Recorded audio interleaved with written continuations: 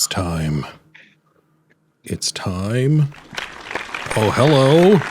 Open the door. Hello. Welcome, everyone. Oh, it's black. Everything's black. Oh, it's fine. Okay, folks, hello. Happy Saturday night. It's Game of the Year. I've got some friends with me who are not visible at the moment, but we'll see them in a second. But folks, this is a show we're going to put on tonight for you. It's Game of the Year 2023. Games of the Year 2023. No particular order other than the order that most people will talk about them.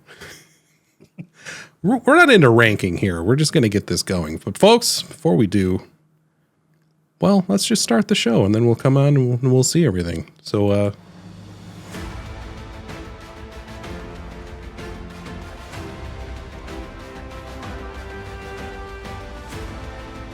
it was a year for the gamers. It was a year of kissing, epic adventure, heart-pounding action.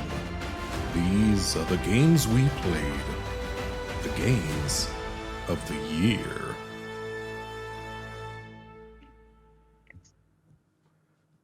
That's right. It's Game of the Year 2023. Hello. Welcome to Ticklebits and Friends Game of the Year. We got Baltimore up top there. Hello, how you doing? Hello. Time Waffle. Hello, I'm Friends. We got from the beautiful Twitch channel Cannon Fodder, Steve. Hello, Steve. The Australians are on top this time. Yeah. And, and of course, Well, Keith Square. Hello, I'm Sonic today.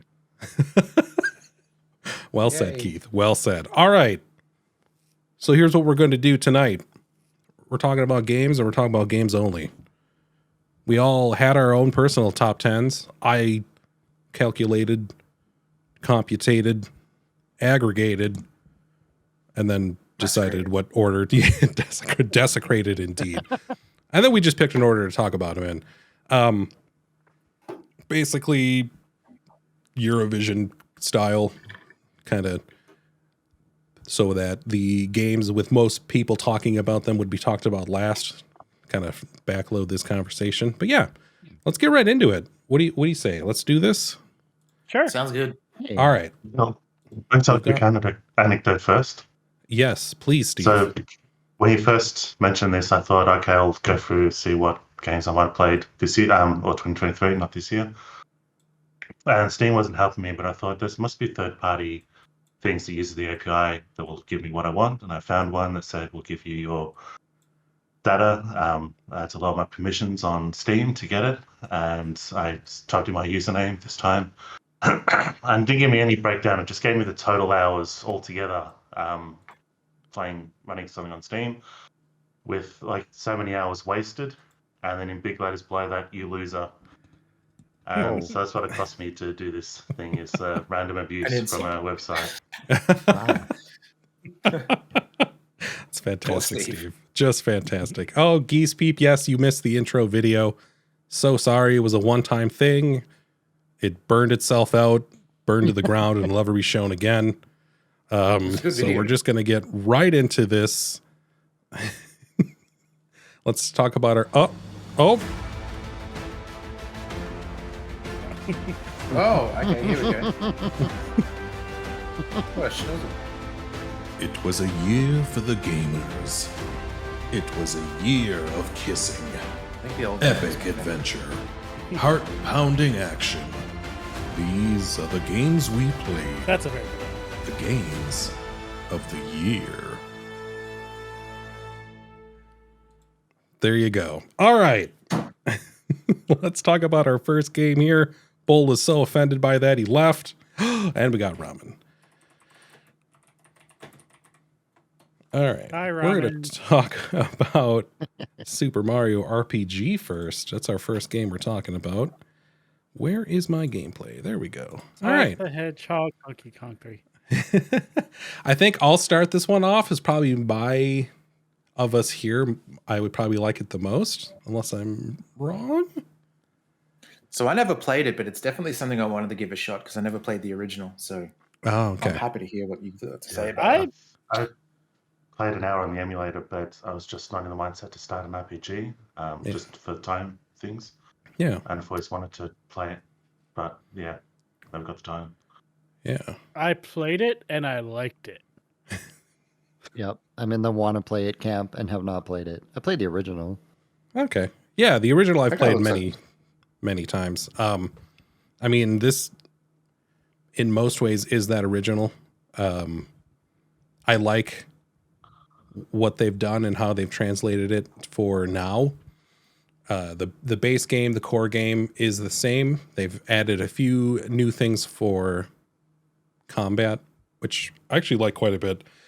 It's the biggest thing I would say is like they give you on-screen timers for your timed hits and your timed blocks. But once you get that timing down, they don't show you anymore. So it's, you know, it's takes away some of that unfairness of the old game of like, well, I don't know even when the window is for this attack or, you know, this weapon. You kind of just have to muck about and find it. And then this was a smart move to just be like, okay, here's a little, you know, prompt. You got it now. And then you can see in this gameplay, there's a meter you fill up when you hit those timed attacks, and then you get to do your 3-person attack. It's not a hard game. It's baby's first RPG. You know, it's kind of in that category, but it's very well done. It's very charming, incredibly well written. I'm not an RPG person from this era. I just don't have that many hours to, and it's a me thing. It's not a shortcoming of these games, but I just like, I don't care about learning about who these random people are in their village, and then it burns down and I go get revenge. Like, that's not a bad story. I just like, I don't care. This was like a Band-Aid over that stuff of like, well, I know Mario, I know this world. Like it's shorthand to get me into the mechanics and whatnot. And it worked. It was really good. Aaron is decidedly anti-fantasy. I don't say that I am, but all of my actions and my likes and my habits, I guess, betray me in that. But I don't know. I like Skyrim. Just talking, you know, like, yeah, I don't know. But yeah, this was a great remake, a remaster.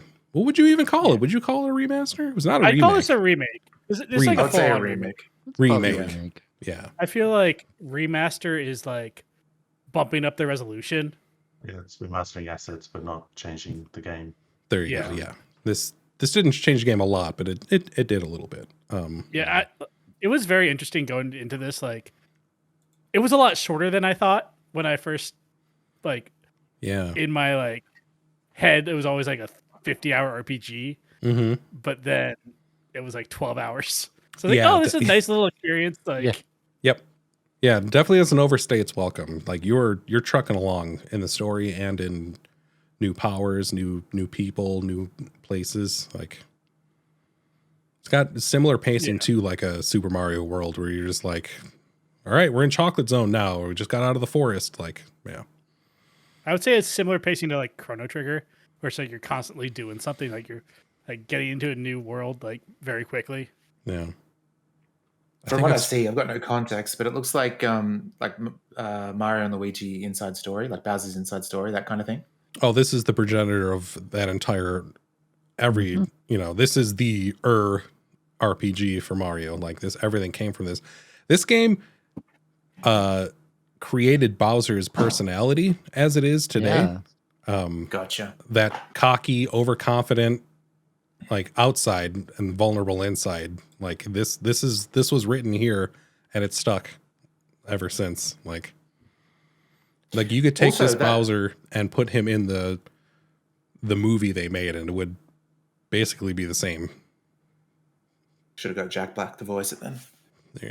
No voices in this game, obviously. Yeah. Like they didn't voice anything. It's a little weird, the cutscenes, because like, you know, there are cutscenes in the original, like stuff happens, but they 3D him and they do cinematic camera with him a little bit, but it's still completely silent. So it's like, this is weird. There's no sound effects. There's no, like, it's just happening.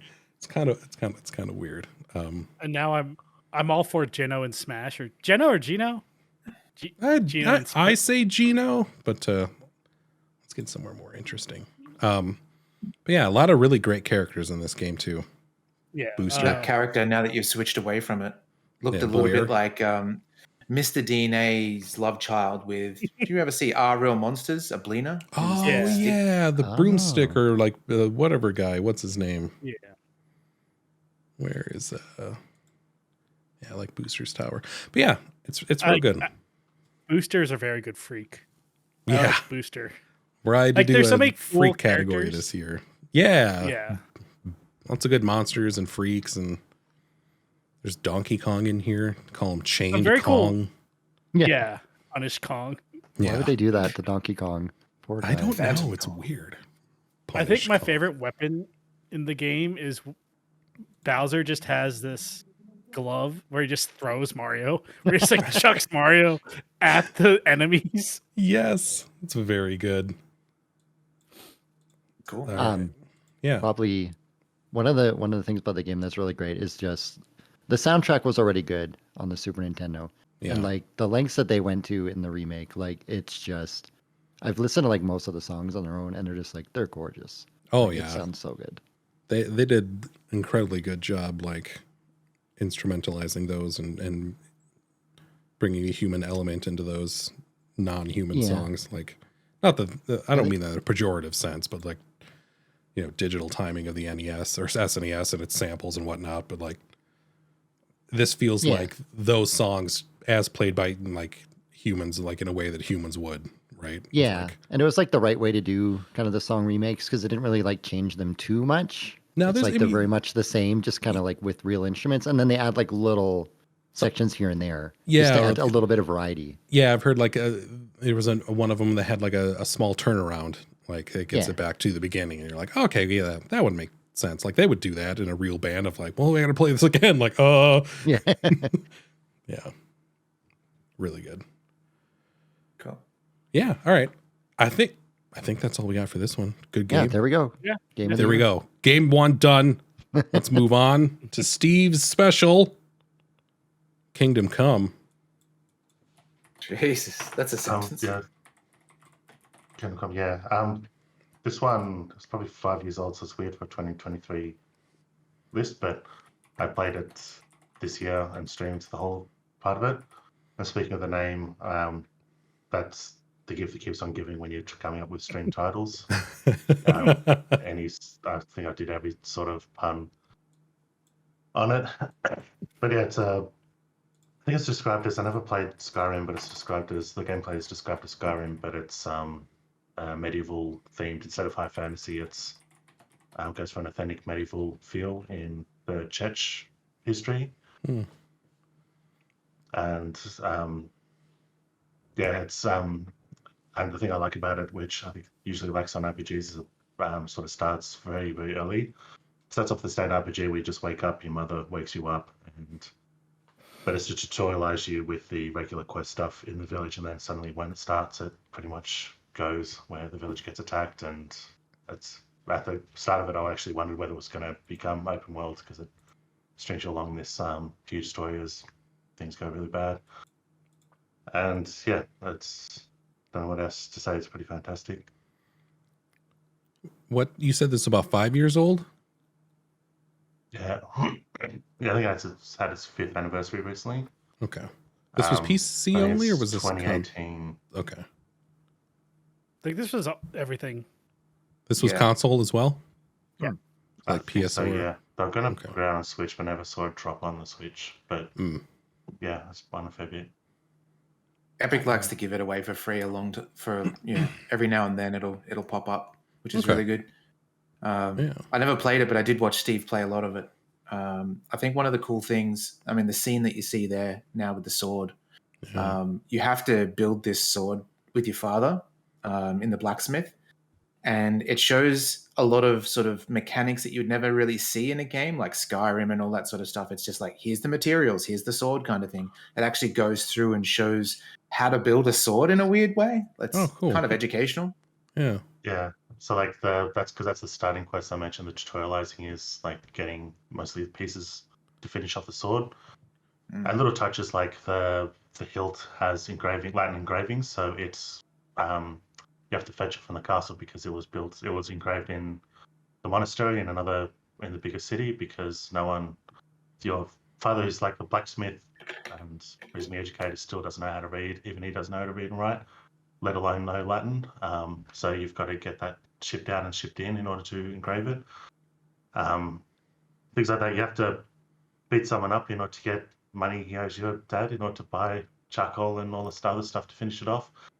I don't have to beat him up. You have to try to get the money from him. He usually ends up in a fight. So little quests like that, but then the cutscene is you and your dad making a sword where you're whittling the handle down so it works, so it fits in someone's hand properly while he's putting the pieces together, and it shows you, kind of how it goes together. I like the look of this. That's This cool. looks really good. Yeah, rad. Yeah. Yeah, it does. Like that sword is really well modeled. Yeah. It's very reminiscent of Red Dead Redemption 2 when you build the house towards the end of the game, if you remember that. I love that bit. That's a very good Yeah. bit. Yeah. And I think the other, like one of the other educational touches was like, because they're ramping up steel production in order to feed steel furnaces, because can't run them by blacksmiths, can't work with steel, but they need charcoal instead of wood. Wood's also not useful in a blast furnace. Right. So you have this whole industry of charcoal manufacturers, and they're always near the water, and always, because of what says you have to search for someone someone in one of them, and that's the advice you have is they're always near water and always around wood. But yeah, you sort of learn how that charcoal's made, and also the realism of the thing where it's like a sub industry that's feeding a bigger industry of these charcoal manufacturers. Just multiple sides. Yeah, it's all kind of really cool and authentic feeling. Whoa. I just went by a horse there. Are those customizable? Can you customize your horse? Yeah, there's different horses but they're you can buy that little, if you mean the clothing, whatever, I forget what it's called, but the thing that goes over them to make them look noble. There's different colors of those. And Horse armor? moo. Yeah, It's a horse armor. moo-moo. Yeah, that's great. This looks so interesting. Like when you put this on the list, I looked it up, and it was one of those games where it's like, how did I miss this? Like this is up my alley and completely interesting to me, and I just never even heard of it. I think you'd love it, actually. It's a very you game. Yeah. This is just straight up RPG like Skyrim. There's not like, build up a community, base build, any kind of stuff in there. The base game didn't. They had a DLC that makes you the way you build this town, but it's more like Assassin's Creed 2 I like that. style. Yeah, I like that. Right. Spend money to upgrade But the one your thing is town. with it, there's toss-ups, like you can only build, instead of just building things individually, there's like a site where you can either choose to build a town, like one of them is like a tavern or a butcher or a bakery. Another one's a horse stable or a tavern, or you have some decision making on what benefits you want. So it doesn't allow you to 100% a town, but yeah, it's the Assassin's Creed style town building. Cool. Excellent. If you do that. Yeah, this is definitely going on my list to check out. All right. I think there might be here up next, or next game, I think actually is another old game, but that's great because I played this one a lot. We're looking at Grounded. Oh, yep. Yeah. Now this game. Okay. Bolt, you want to start this one off? Sure. You played this one quite a bit. I did, not as much as Steve. Steve's the expert in this one, so he can definitely cap it off. But this is a game that Steve, myself, and a friend Mark went through. We didn't finish it. We got right at the end though. But basically, it's Honey, I Shrunk the Kids, but with I don't know, a little bit more darker themes in a sense. Yeah, it's definitely a survival base building thing. That Honey, little, I Shrunk you the can see there's that Minecraft. exactly. Yeah. We built the perfect base in that little lantern thing on the water there that you see in the video. But it's really good. It's really good. It's difficult to begin with, and you get stronger and stronger, and it feels like a natural progression. Like you can take on, the wolf spiders pretty easily later on, which were terrifying at the start. But yeah, it's good. It has a story, but I wasn't there for the story. Yeah, it's just got different biomes that are really cool, like a sand pit that you can't walk on during the day because it's too hot. Things like that. But you can get protection from the effects, but yeah. If you don't have protection, you're then hiding from the sun. You're either not going in during the day or hiding from the sun or running from shade to shade. Oh, cool. I think one of my favorite things about this game, and kind of like one of the highlights for me that stands out for like their design and decision making, was dropping blueprints to build and then filling them in. That's so good. Yeah. So you get that kind of, you can plan out, figure things out, and then commit rather than having to waste all that time of gathering the resources to build it. It's kind of like, well, how's this going to look here? How can I, they're doing it right here. I can plop this down and then bring the materials over, and then there we go. Okay, now it's done. That's cool. Yeah, it was a great design decision. I think some of the UI elements are a little confusing and clunky, but there's quite a bit in this game,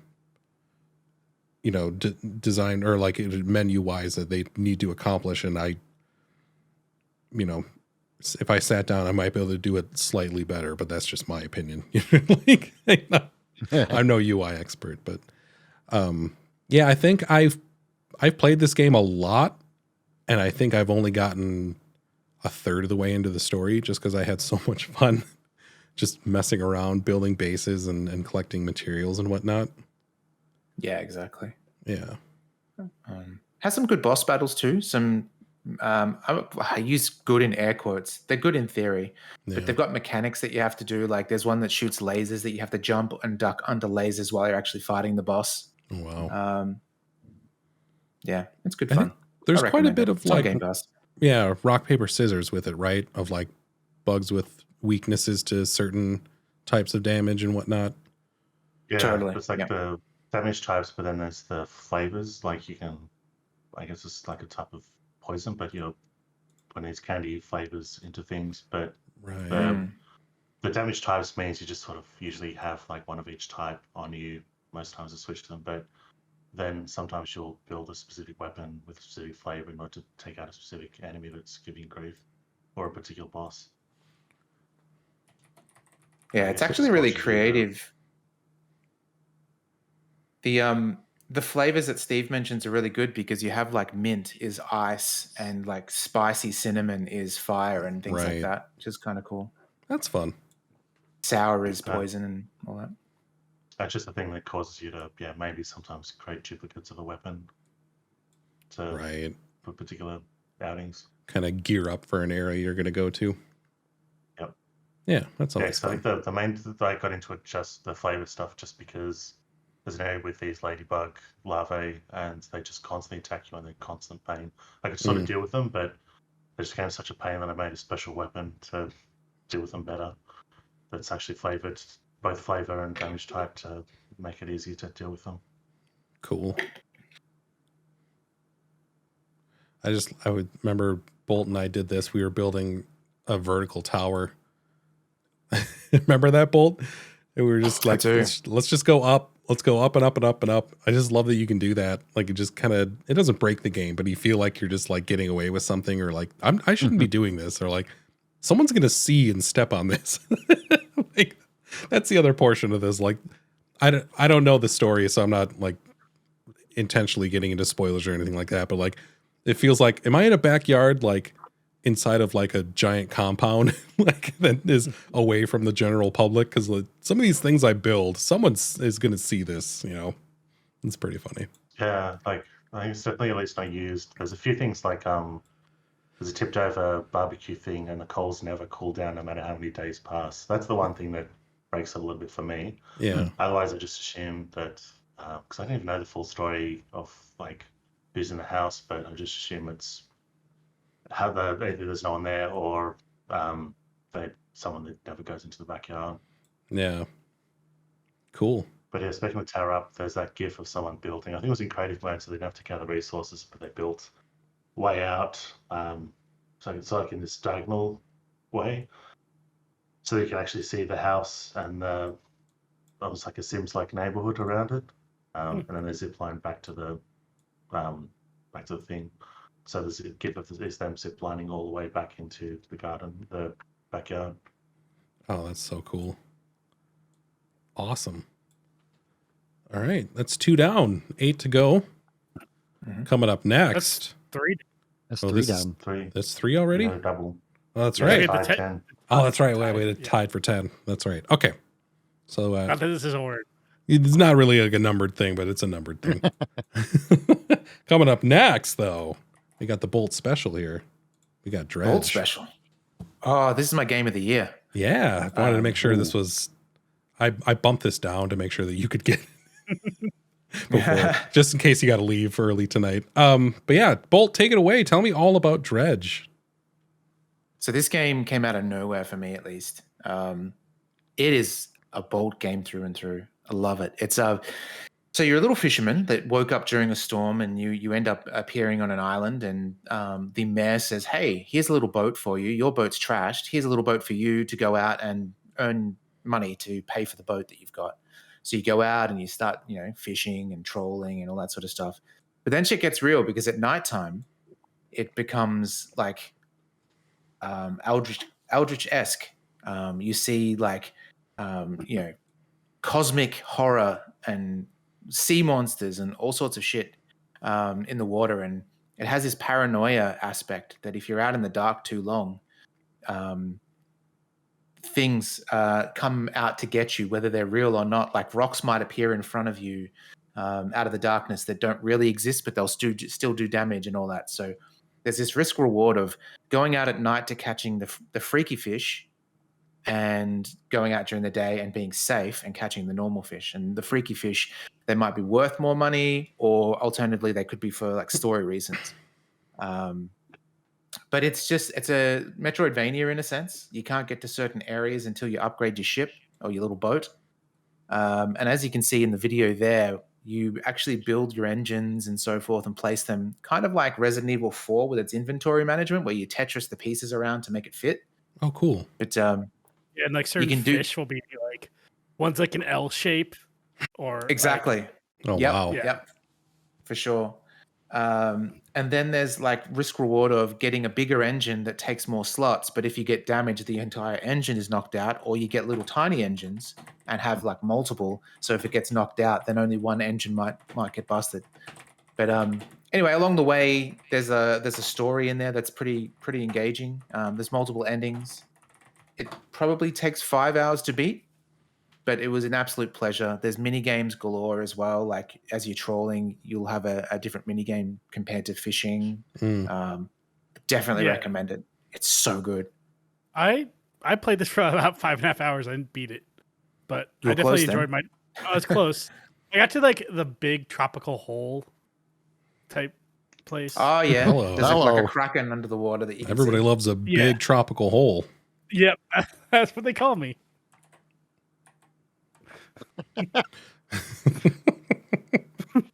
That's what they call you.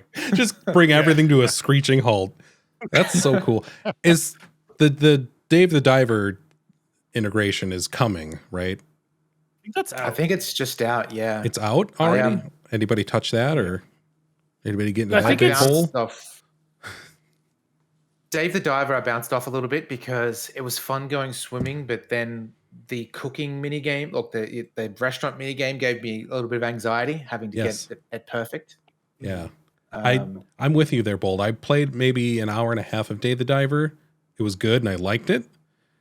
But it's just like, it's too much. You're introducing so much. You can never stop introducing things. Like there's another thing to do and another and another. Yeah. So much. But I mean, I liked what I played. Yeah. Yeah. Yeah. The Dredge content is in Dave the Diver, not Dave is not in Dredge. Oh, they flipped it. Okay. I think as well, I like this game so much that when I beat it, I actually went and watched Limmy play through it as well. Just because seeing other people experience it and enjoy it, it's great. Everyone give it a shot if you get the chance, for sure. Yeah. I keep seeing it on sale and I get tempted and then I don't because I'm dumb. But It's only like you know. $20. Yeah. Yeah. Awesome. All right. We're flying through here, folks. We're talking games and it's had a good time. It's time for Tom to have his time in the sun What? with some Spider-Man 2. Oh, We respect the hyphen here. you got to respect the hyphen. Got to get it in there. Tom, tell me about Spider-Man 2. So Spider-Man 2 is the tale of two Spider-Mans. Spider-Man T-O-O and T-O? Yeah, so in this one you are Peter Parker and Miles Morales, and you're dealing with Kraven the Hunter and Venom. Is like kind of the two big baddies. It's very much like, I kind of in my head is like, this is the going commando to Spider-Man 1's like regular Ratchet and Clank, where they kind of like Insomniac kind of perfected their formula for this one. Gotcha. I really liked going back and forth in between the two Spider-Men. It's like the story is really engaging. I enjoyed it. It was the whole like Dark Peter is kind of funny when he becomes an asshole. Dark Peter. Yeah. It's a very like, it's almost impossible not to platinum. It definitely has some of the best side content, because every little piece of side content will like give you some story. Mm-hmm. Like, it's not just collect this, the kid's balloon is flying away, so you like have to collect the kid's balloon. But yeah, they do something really magical with when you beat it. You look at your trophies, and there's like 2 trophies left, and they're easily attainable. So that's why everyone's like, "Oh, fuck, I might as well do it." And then, Clever. I platinumed it in a weekend, I think, or Wow. a couple days. It's just very just good fun. Like, it's not the most like nuanced game. It's not like a whole lot of depth, but it's just a fun, good time. Like, fun open world, like swinging is still great. They add the like web wings, so you almost don't really need to swing as much. Interesting. That it's not like a bad thing. It feels a little weird. I remember I played the PS4 Spider-Man. I don't like that a lot. I finished it. But this is like, I don't mean this in a bad way, but this is kind of more of that. Yeah, it's like this, but like more balanced and tuned in a way where there were some of the like side objectives in one that were kind of like you didn't like as much, and this one's just like, it's all pretty easy to complete. A lot more consistent. Yeah. Tuned is the perfect word for it, really, because like Tom said, with the with all the side activities, there's never enough to make you kind of bored of it. And even the ones that you don't really enjoy that much, for me, it was like there was these robot birds that you had to chase. Yes. And while I didn't enjoy doing it too much, there were only like 5 of them, so it wasn't a big deal. Mm-hmm. I was going to make the joke, you mean all birds, but I can't engage with that shit. Too many dark places have gone down with satire. But yeah. It's the rare open world game that left me wanting more after I finished it. Wow. Which like is impossible for most open world games, I feel.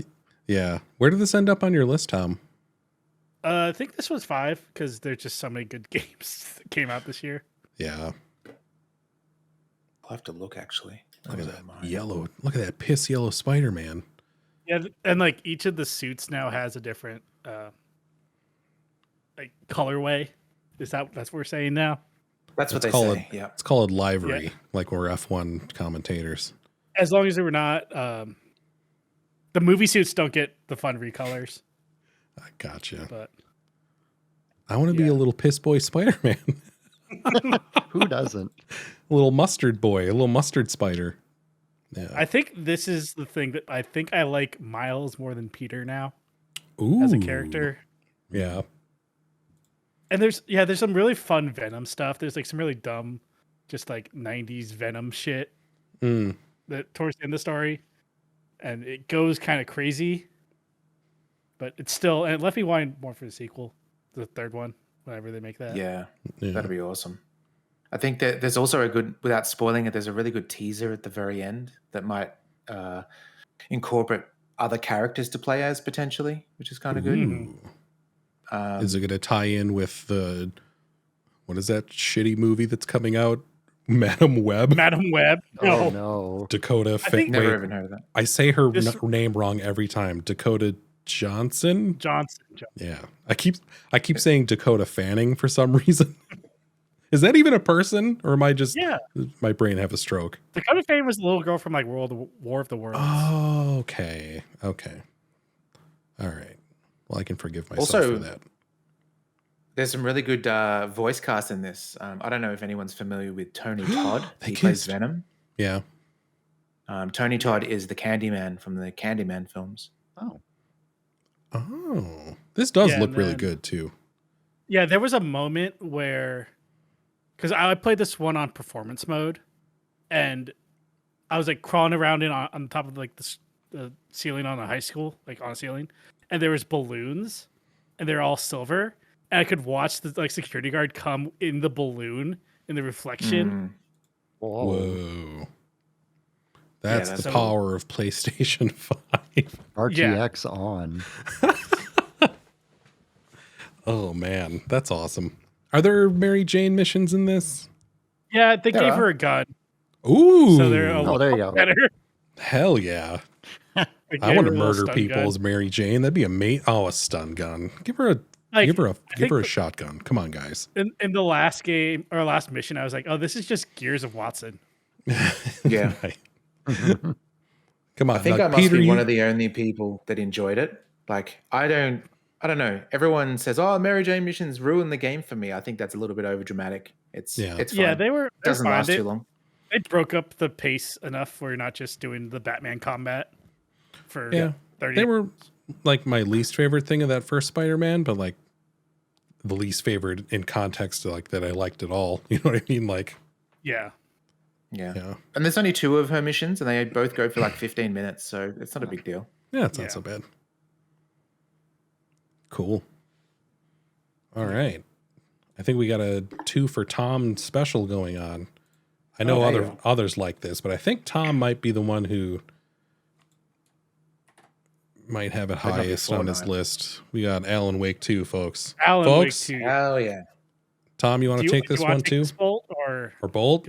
Fight for it? Start. Look, you go, and I'll add tidbits because I played through it all as well. It was great. I was just gonna say this video is running that someone just staring at the pen of paper. So Alan Wake 2 is the sequel to Alan Wake and American Nightmare. Takes place 13 years later, so in real time, Alan Wake has been trapped in the dark place since an allegory for hell. Yeah, he sacrificed himself at the end of the first game to like get his wife free from the dark place. Mm.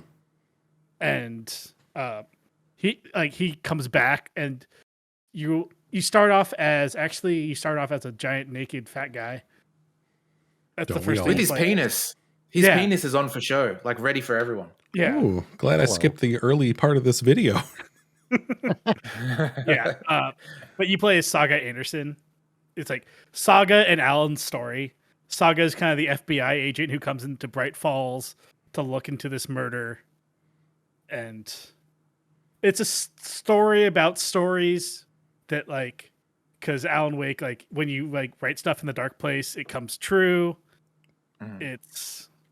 There's layers upon layers. Like Sam Lake is playing a character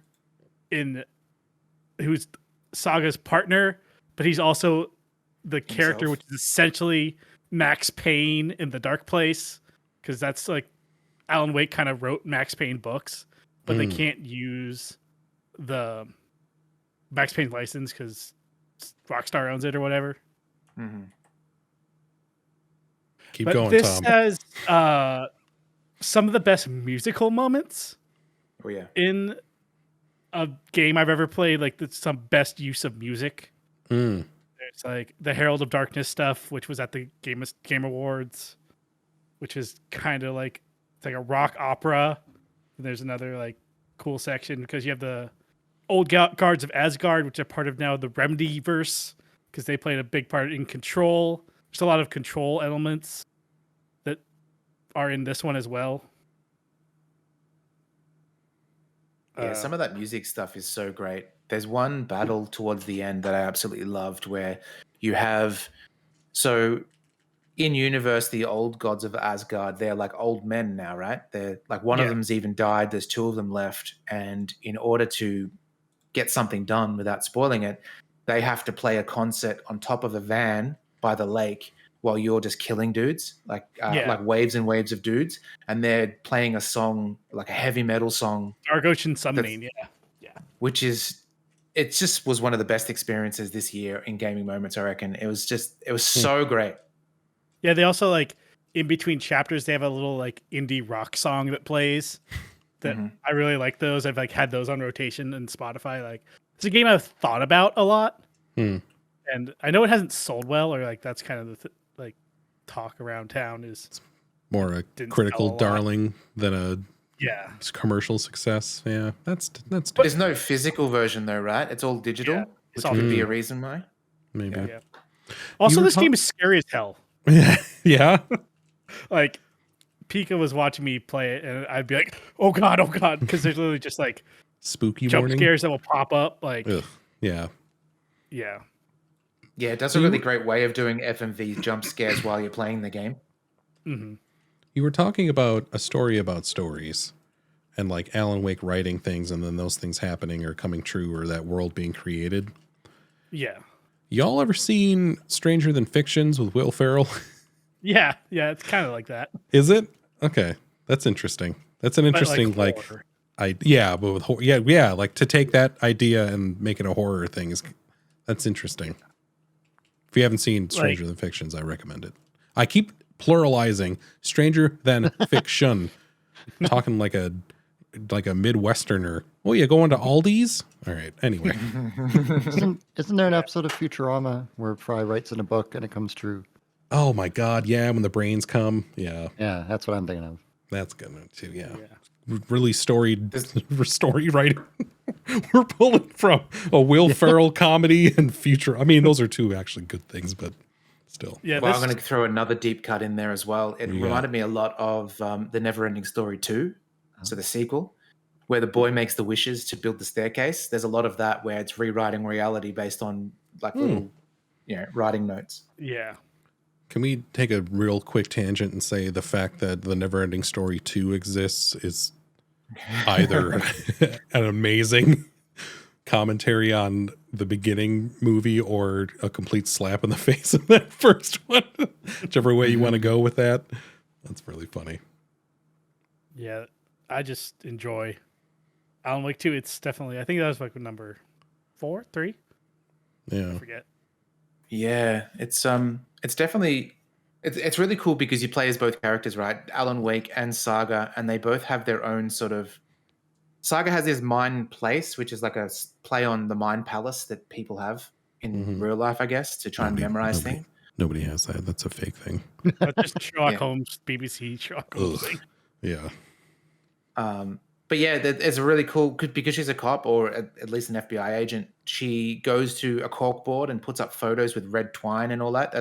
That was really good to sort of match things, clues and all that. Liked it a lot. Yeah, sick. I feel like it's a survival horror game, but they like give you enough, so I never felt like I needed more ammo. Like there's like they tried to keep you around like 25 bullets, which like you can use pretty quickly if you're not like smart with how you shoot your gun. And it has like the same flashlight mechanic where you have to like kind of burn off the darkness before you shoot people. Yeah. What a thing to take out of context. Yeah. Cool. But also like they nailed the shitty small town in Washington feel as someone who lives in Washington. Really, Tom? Yeah. Yeah. Like Bright Falls and like the outlying area definitely feel like it feels like it could just be in the state. Awesome. All right. Any final thoughts on Alan Wake before we move on? Play it. Play it. Yeah. Play it, all right? Yeah. All right. It was number 5 for me. Nice. All right. Everybody feeling good? We want to keep going? Want to take a real quick break or? I'm good to go. All right. Me too. Keith, I hope you're ready because you're talking next. We got City Skylines 2. Oh, hello. Roads. Keith, tell me about your experience with City Skylines 2. What do you think about this game? Okay. Yeah. So look, this should have been my game of the year for last year, but instead it kind of middle of the pack. It's good, but not great. They messed up the release a little bit. They had a lot of issues with optimization, shall we say. The recommended specs came out like months before launch, and it was like, you should have a 4090. And that's just on like basic settings, not even on advanced settings. So there's a lot of performance concerns. People noticed that as well in like early videos that came out. Basically, this launched as like a early access title that was not an early access title technically. Kind of So like in everything Sky. but name. Yeah. Yeah. A lot of bugs. Like the unfortunate thing is like the meta around the release detracted from what it was. If they had framed it differently, it would have been received a lot better. Yeah, and the thing is like a lot of people that are terminally online made a lot of, kind of avalanche of comments about like, oh, I'm not buying it, I'm canceling my pre-order, this is a disgrace, like games should never be released in this state. It's not necessarily that it was released in a bad state, but it was not released in a polished state. Yeah. So even like, they did a bunch of patches after release. It came out in like August last year. They put patches out basically every month or a few weeks up until like December. It's in a better state now. It still has some kind of obvious bugs around like producing money, and certain things that are supposed to work do not work. And a lot of citizens do not follow the rules, even though they're supposed to like, better pathfinding and things like that. Yeah. At its core, it's still a good city builder. I mean, there's not that many big city builders out there. There's a lot of like more indie ones, but City Skylines rightfully took the crown of city builders when it came out, the first one in like 2015. Yeah. And this one, there was a lot riding on it because, City Skylines has like 9 years of DLC and mods. This launched without mod capability as well. Yeah. And they are not saying when that's going to be available. They keep saying soon, but they're not using the Steam Workshop. So just like a lot of little mistakes here and there. I don't know if it's just like a small development team or what the issue was, but they're decently small. I think it's I think you could sum it up by saying undercooked. Could have used a little more development time or resources. Pure speculation, but having it come out on Game Pass, perhaps there was pressure to have a deadline met, more than what would have happened internally. Yeah. Microsoft paying that much money to have a game on their Game Pass, they're going to, you're going to deliver it. We're not giving you any more time. I could see that happening. Killer Kid Clover makes a good point in the chat where I think it was like they're based on around some like specific node kind of, I forget what it was, some kind of specific Unity tech, and it wasn't really ready for like production code, and they based a lot of the game on it, so they kind of had to maybe either rewrite or leave a lot of things out. So that could have been a factor. One other thing I'll mention is like when the kind of teaser trailer came out for this, like when they first announced it, it was like there was way too much FMV in it. Like it was kind of misleading, like looking back at it. Yeah. It's just like showing all the close-ups of buildings and everything, and like, wow, like the graphics, if they're anything like this, they're going to be amazing. Yeah. And the final product that we got was it's like a little bit of a step up from CS1, but if you're playing CS1 with like the right graphical mods and stuff, you can pretty much make it look about as good as City Skylines 2 does. So in its current state. Yeah.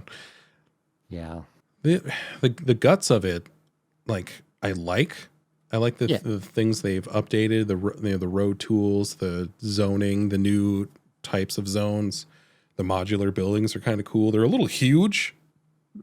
They feel almost too big. Yeah, but like the overall scale of the game, I think is better.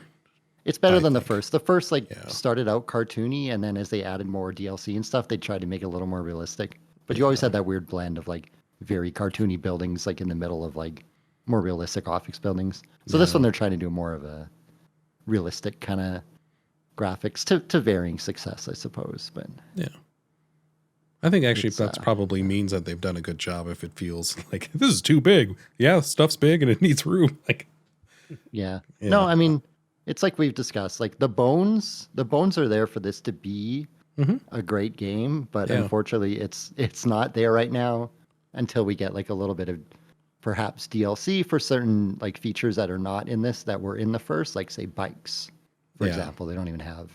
Which and especially once the modding is available to be able to download, like officially download stuff from their mod store, whatever, that should really open up the floodgates, like get a little bit of a better experience. But as it stands, it's fun enough. I've put probably like, I don't know, 30, 40 hours into it. So I wouldn't say it's bad, but I'm looking forward to like the improvements that are hopefully coming. So yeah, same. I've probably put like 25 hours into this, and I would say I mostly had a pretty good time with it. Like there were, a few small frustrations, a few kind of ironing out kinks and figuring out how new systems work. But, on the whole, I do like it. Like there's a reason why it's kind of mid list for me. Oh yeah. Some of that maybe is a little like hopeful and like seeing potential, but it's almost not fair to base a game on like it's gonna be really, really good in a couple of years. But that's what I feel like City Skylines 2 is, and maybe that's fair even with the current gaming landscape. That's a lot of games kind of come out that way now. So yeah, I mean, if you would put the words early access on this, I think a lot of that criticism would have been assuaged, and people would have been like, "Yeah, this has got good bones, and it'll get there." Like it's kind of now, but I can see it. That's all you would hear. In retrospect, they should have done that, but yeah.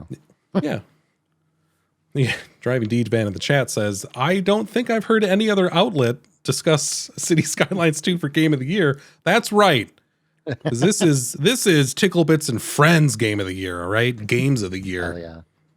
That's what we're talking about here. The games we care about. Games. Those other outlets just don't care. That's all. They don't care. They're not for the gamers. Yep. But what is for the gamers, I think we all might agree, is Cocoon. Who wants to start with Cocoon? Should I start with Cocoon? I've only played like an hour of it, or not even an hour. So. Tom, how dare you? Get out of this call I need to go back to it. So, I haven't seen anything, so I think of the movie every time I see the word Cocoon, or the title Cocoon. Get Wilford Brimley in here.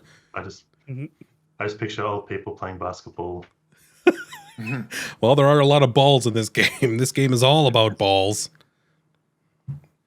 Cocoon is great. Tom's point though. Yeah, go. I also, I played probably 3 hours of it. I tried to go back. If you have a break, it's near impossible because you forget what you've learned. It's really hard to get back into. I love the game, but it's a sit and finish it all. Yeah.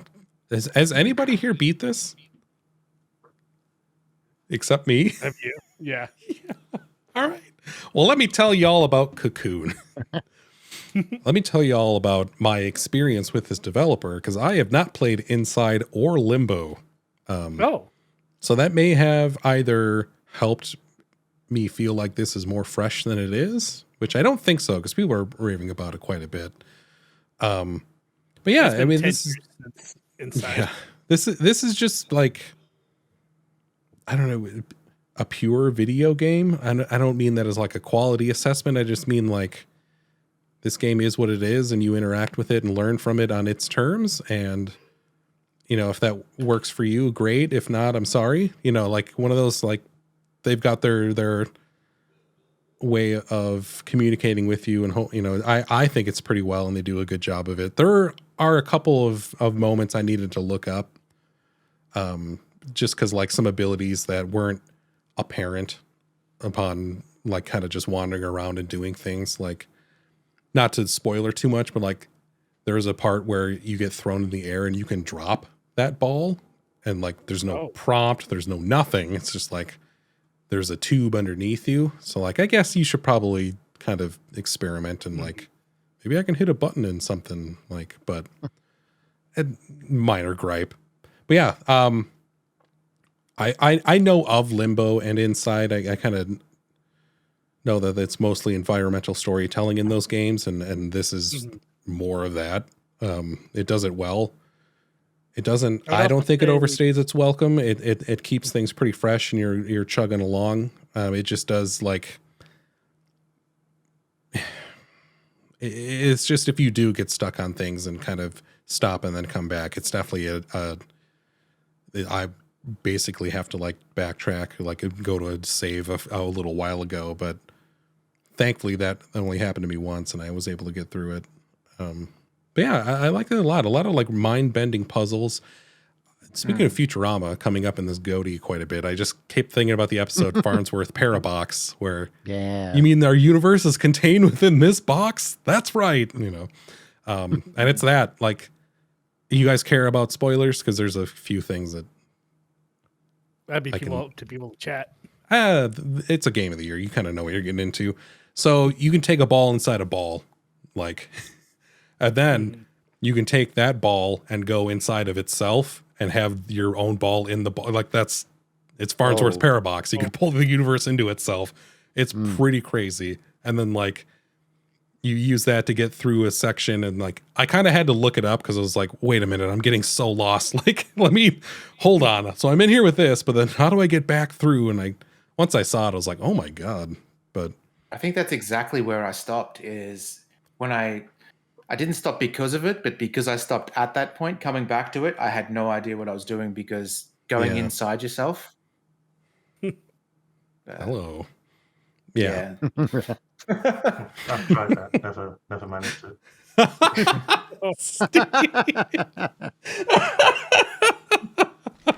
Get a round of applause for Steve on that one. Thank you, Steve.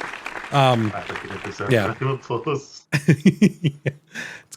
like it a lot. I think this was like number 3 or 4 for me. I was just really engaged with the bits and pieces of story. Like, what the hell is this world? And what am I? Am I like some thing like destroying the universe, or am I saving something? Like, it's kind of fun to, in this instance, kind of piece things together and put together a story on my own from what they kind of leave around. I feel like it was definitely like kind of like almost Journey-esque or Hyper Light Drifter. Yeah, like Journey in Yeah. H.R. Giger universe, right? Like there's a level where like you're basically in someone's colon. Like there's tubes and there's pulsating, and it's just disgusting and awesome at the same time. Like it's just this whole area where you're just like, I'm a turd in a rectum. Like, this is what this is. Like, look at that goopy. It's gross. Oh, it's so gross. I love it. But yeah, this is a lot of fun. I think this took me like 7-8 hours to finish. So I for a normal human being, probably too long for a sit down and finish it in one go. I think it took me 2. But yeah, Cocoon is very, very good. All right. Since I was the only one to really finish that, we'll move on. Oh man, we're already at our top 3. Do we want to take a real quick break? We could. Yeah. I will need to go in about 20 minutes, but if it's a real quick break, then cool. Yeah, we'll take like a 2-3 minute break. Sure. And then after our probably next game, I'll let you go, Bolt, and we'll do another quick break after that. No worries. All right, sounds great, folks. We'll be right back. Hold on, let me see if I can get this. Let me get nope, that's not the right one. Nope, that, and then we get that's the skulls. All right, we'll be right. We'll just go to the screen. We'll be right back.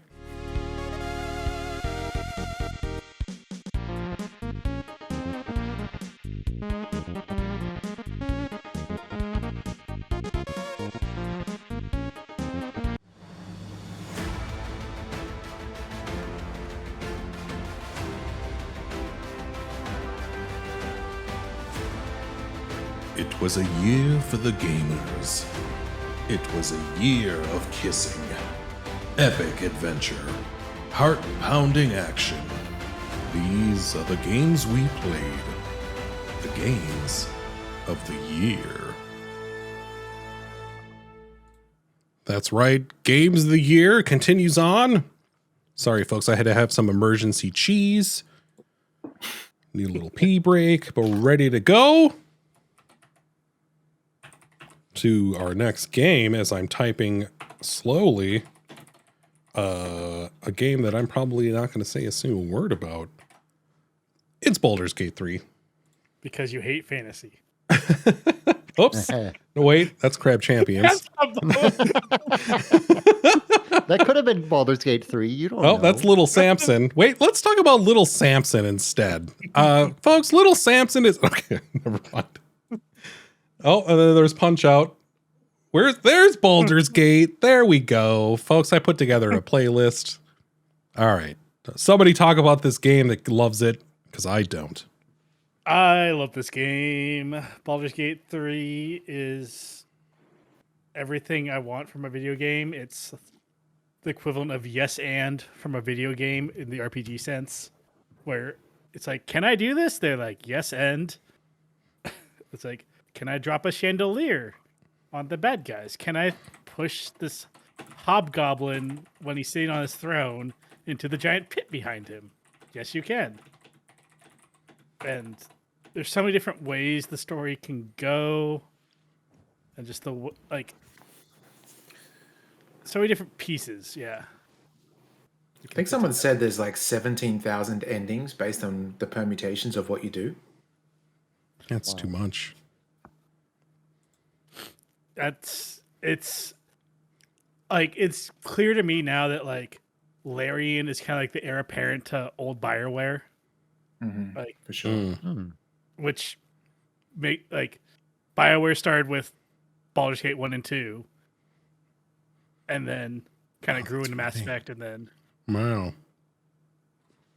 Yeah, it's just a great game. I loved all the companions pretty much. Like, they feel like friends. You feel like, oh, and then I don't know. It's just, I am not a D&D guy. I've played maybe like 17, like not 17 sessions, like 7 sessions of D&D. And I always just kind of bored. Like, waiting for people to make decisions while I was like, we're just going to go punch the guy. I'm a monk. I'm going to go punch the guy. Yeah, I've done like 4 or 5 sessions in D&D, and it was kind of, I think, the video game part would kind of gloss over a lot of the issues I had with playing a tabletop D&D of like, what the fuck are my powers? What can I do? Like, how does this work? And it's all going to be right there in front of you in this game. But it's funny you say that. I've never played D&D, and this game taught me how D&D is played. Like, it teaches you the rules so well that I was able to have conversations with people that do play D&D and understand what the hell they're talking about. Yeah. D&D nerds and shambles, and all the normies are coming into their hobby. Yeah, exactly. Just like in Baldur's Gate 3. Oh. D&D hipsters, yeah. Like, I love that, like, there's just a giant ass dice on screen for so many of the roles. And there's so many ways you can talk your way out of fights. Look at this pig. So yeah, if you have the skill like talk to animals, you can literally talk to every animal in this game. Sick. Like, you can talk to all the cats and dogs. It's what we all want. But you might have a playthrough where you never get that skill, so you never realize you could. Yes, exactly. That's wild. It's wild. My dude was like super high in charisma. I was a bard, and I was able to tell one of the main bosses or convince one of the main bosses to kill themselves. So I didn't even need to fight them. Okay, that's pretty cool. Yeah, literally the guy on screen. So he like sits down in a throne. Like, afterwards, is surrounded by a bunch of people, and it's like a kind of hard fight. So I found that you could just shove him into a hole and like kill him before the fight even starts. That's great. Yeah, like there's so many. Yeah, this is This is, okay, we'll get to this because like this game is on the list, obviously, but like for what Breath of the Wild and Tears of the Kingdom did for open world mechanics, options, sandbox playability, seems like this does that narratively and a little bit with the combat too, right? Because like you've got options and whatnot. Like, oh yeah, that's really cool. Yeah, it's like I changed my class midway through just because I needed more power. But and there's like a lot of decent story moments. Like it's character driven story. Yeah. Through I think. Like the plot is you have a mind flare tadpole in your brain. It's gonna turn you into a mind flare if you don't do something about it. Okay. There's somebody like there's like one moment where you're like trying to get the tadpole out when it's like fake kind of doctor guy, and you can just like let him like stick like an ice pick through your like eye, and then you like don't have an eye, like you only have one eye for the rest of the game. Oh my god. Yeah. Please tell me it blocks out half the screen. There's also a witch that you meet later. Yeah. That can take your other eye. So you could technically get both eyes removed just from story elements that you don't have to do. You just can. Yeah. So are you like functionally, I mean, you're blind. Your character's blind. How does the game handle that? Yeah, they turn into magic eyes. It's D&D, right? Boo. Boo, you cowards. Do what Keith said. Black out half the screen the whole time. That's right. Commit to the bit. Yeah. I did. When you select your main character, it's just black, but if you select any other characters, you can see. Exactly. 2 out of 10. Bump it down. And he has triple disadvantage on every attacking roll. Yeah. I think he's over there. One eye, you make it completely isometric instead of 3D. Oh, that'd be great. Ooh. Bad depth perception. And it's all sprites. Yeah. Yeah. That would be great. Keith will get that mode 7 going. Oh, please. Let's do it. I just awesome. It just felt like my own unique adventure the way I went through it. Yeah. Like I've talked to people and like things have gone completely different for other people. And how many times have you played through? Just once. It was like 80 something hours, I think. Just around 80. Just 80. I'm going to check how long it took me, actually. It's too much. Yeah, Bolt, I'm sure yours is like double mine because you always, Yeah, like Chubby Pencil's like, you say like just the freedom you have. Like literally, like I think Matt Mercer was able to stack 30 boxes on top of each other. Oh, wow. And then was able to like teleport into a room they weren't supposed to be into. That is wild. 145 hours. Guys, am I going to have to play this? I'll play it with you. Like I didn't do any of the co-op, so I don't even know how that goes. But... Yeah. Geese is yelling, yes, I should play this. Yeah. All right, I'll put it on my list and when it's on sale. Okay, Geese. Wow. It's not like we did 4-player co-op. It's only 2-player. It's the only multiplayer it'll do. Yeah, I mean, it's too well regarded. It's too well done. I can tell, even though it's not in my wheelhouse, that it's something like, I should try this. This feels like a once in a generation game type thing, like this feels special. This feels like it, it means something to a lot of people and in a lot of different ways. So, yeah, which is like, why I wouldn't shit on it. Like, even if I hate it, I'm like, you can't do it, So. Yeah, it's insane just what you can do in this game. Yeah. Yeah. Cool. So just Tom and Bolt played this? Yeah. I'm guessing it's pretty high up on yours if it got up. Number 2 for me. Number 2 for you. Yeah. I really love the Baldur's Gate series, but I've got the Monkey Island ideology for buying video games. Has prevented me from playing it yet.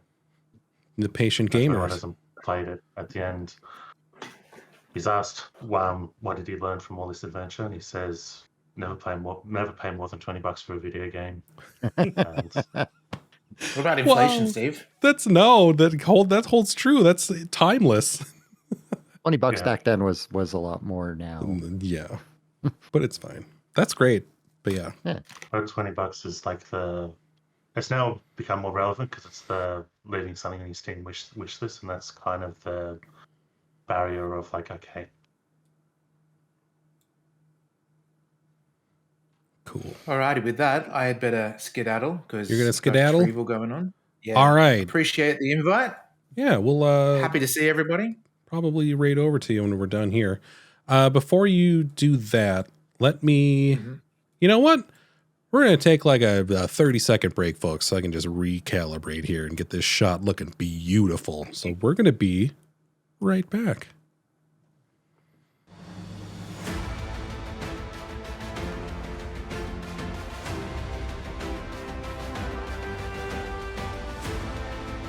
It was a year for the gamers. It was a year of kissing. Epic.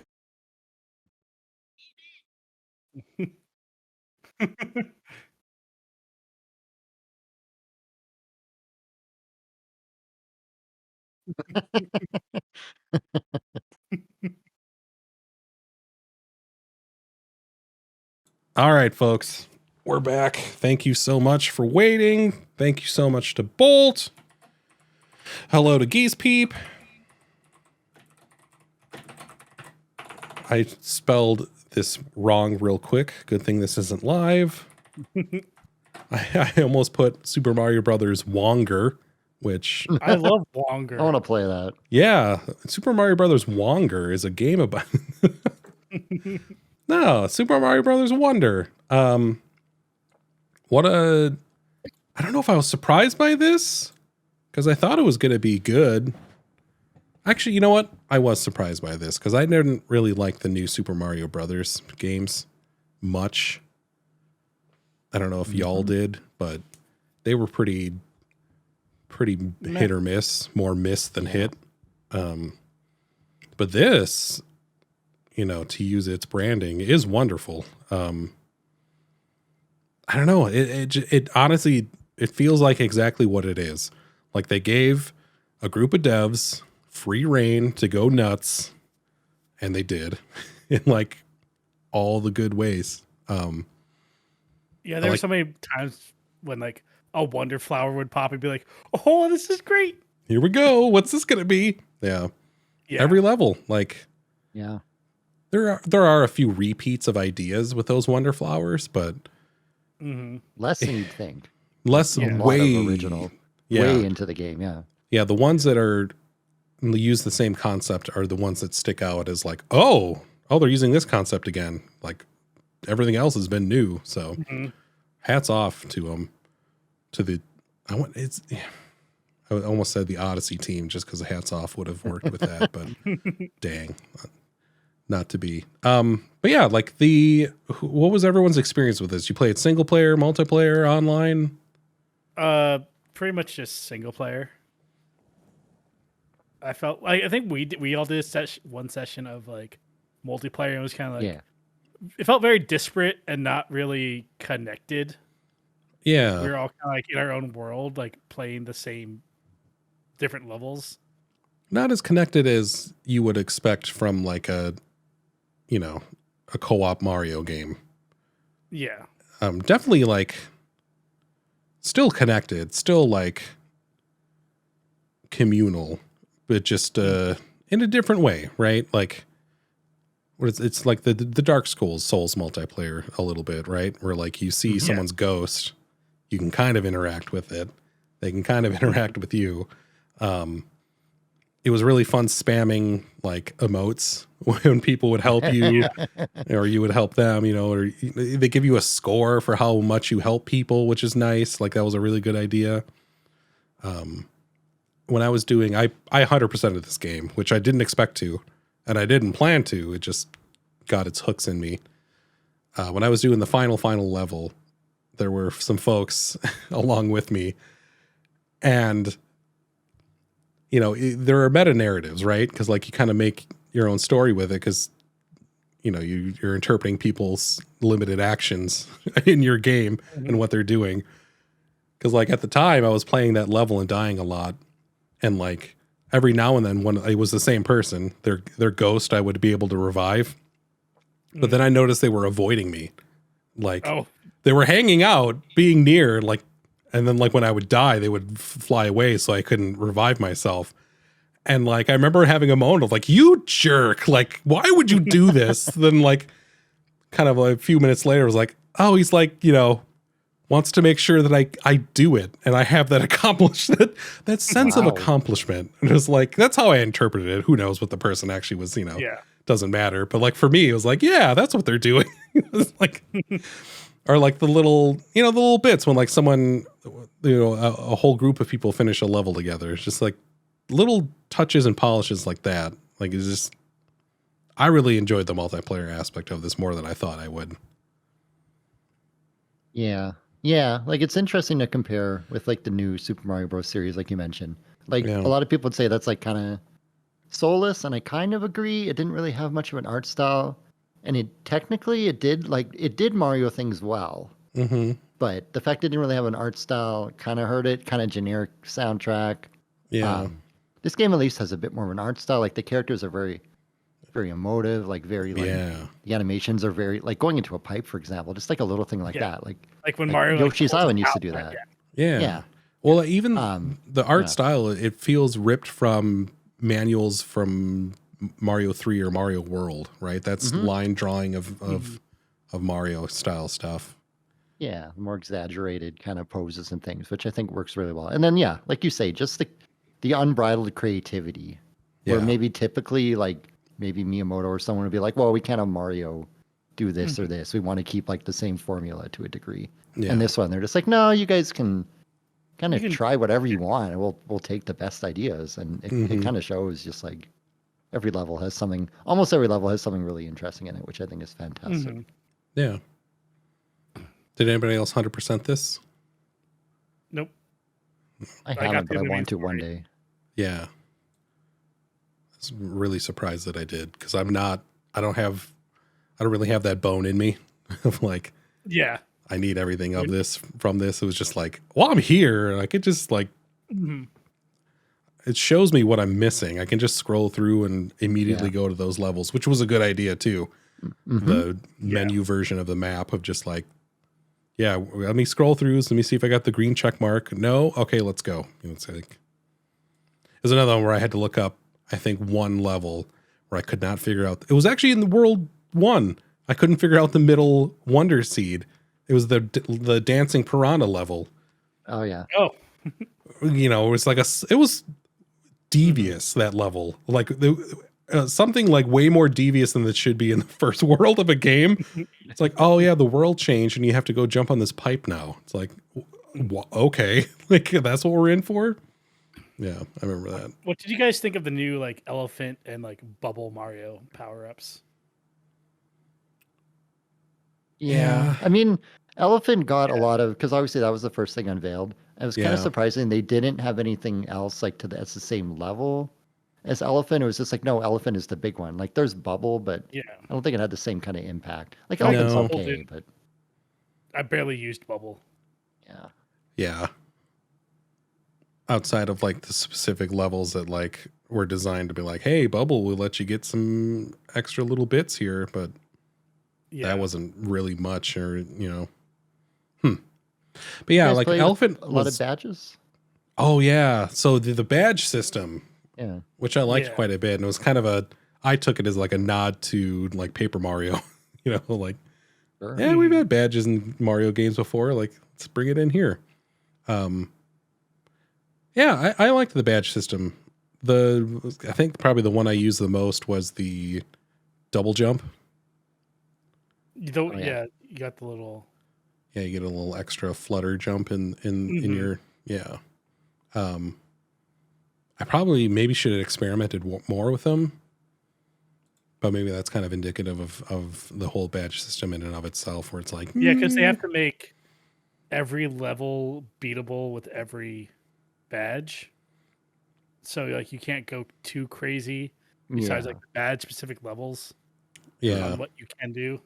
And that's kind of the workaround of it, right? It's like, if it's something that they want to do in that style, they'll just, like some of the special levels. It's like, yeah, you got to use this badge. Like, this is designed with this badge in mind. So we're forcing you to use it, which, yeah, that's how you do that. Yeah, I think the badges was smart because it's like you can make, and they did make some of the levels a little more difficult or a fair bit more difficult. Some of the timed like wall jump ones. And it's like, if you want a bit more of a challenge, you don't use a badge. If you want a bit less of a challenge, if you're having a tough time, like, use something where you can like jump the second time or whatever, right? Yeah. But I do also really appreciate that organic do-it-yourself like difficulty changes and whatnot. Because like some of the characters don't take damage, right? Some of the badges really help in areas, and you can kind of change the difficulty on the fly for yourself in a really like fine-tune organic way. I really liked that.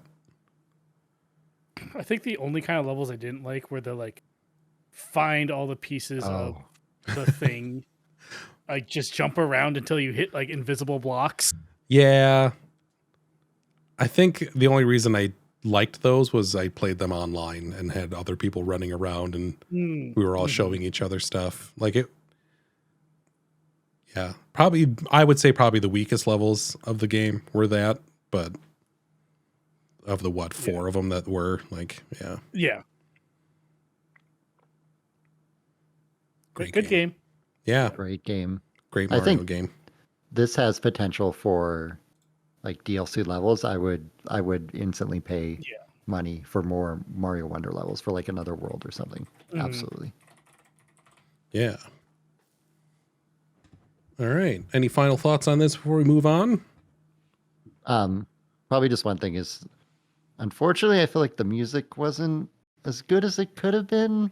There were some tracks, like I listen to game music pretty closely when I play a lot of games. I feel like the samples were not up to snuff or whatever. Like Nintendo has done a really good job lately, especially like putting a lot of production into their music, a lot of live instrumentation, whether it's like Mario Kart or like, the next game we're going to talk about, Mario World. Yeah, exactly. So this one had like a lot of like bad samples for like tubas and like trumpets and stuff that really brought me back to like the mid 2000s, which is like fine, not necessarily the worst thing, but like it's not necessarily a soundtrack I would go out of my way to listen to, unlike some of the other more recent Nintendo games. So yeah, that is a strange. They had to drop some budget somewhere.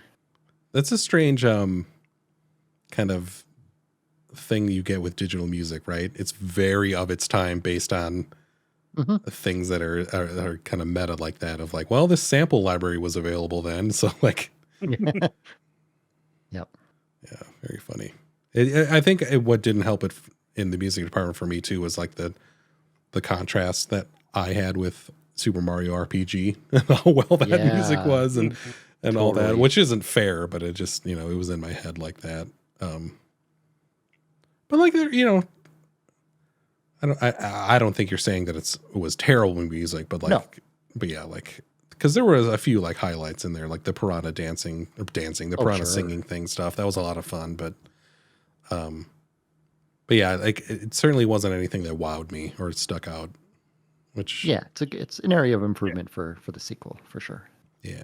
Ooh, do you think there'll be a sequel? Would they make more? I think so. Yeah. I hope so, because like the new Super Mario series got how many games? I feel like this deserves like a couple more, but I don't know. Maybe it's a little more limiting if it has to be in the Wonder Kingdom. Yeah. Yeah. Well, we'll find out. Flower Kingdom. Yeah. The Flower Kingdom. Yeah, Those little flower guys, they're like butt plugs. All right. That's going to be the final thought on Mario Wonder.